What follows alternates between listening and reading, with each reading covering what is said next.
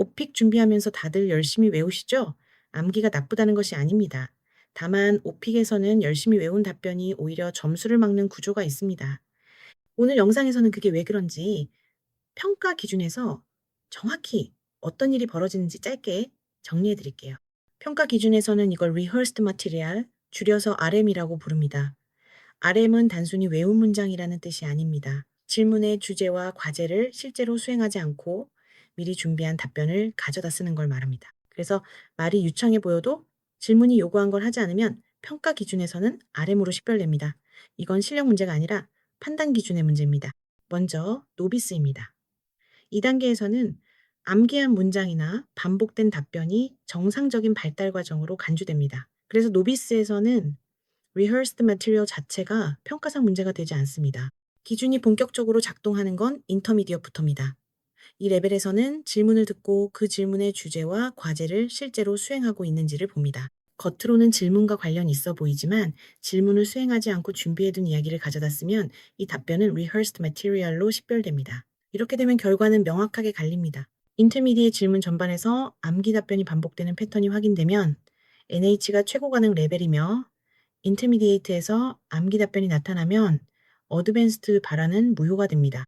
동시에 IL 또는 IM 중에서만 결정되며 IH는 불가능합니다.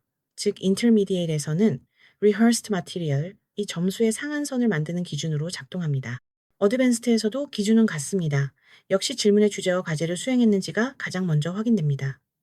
하지만 어드밴스드에서는 rehearsed material이 나타나는 순간 처리 방식이 더 단호해집니다.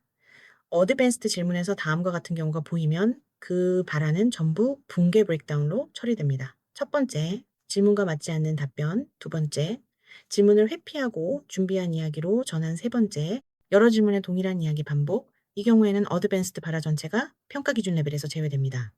그리고 점수는 인터미디에이트 레벨에서 다시 결정됩니다. 이때는 IH가 선택지가 될 수 없습니다. 이건 예외 없는 평가 규칙입니다. 정리하면 이렇습니다.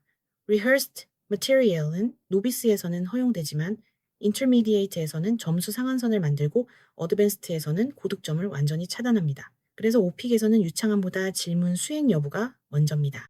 문제는 이겁니다.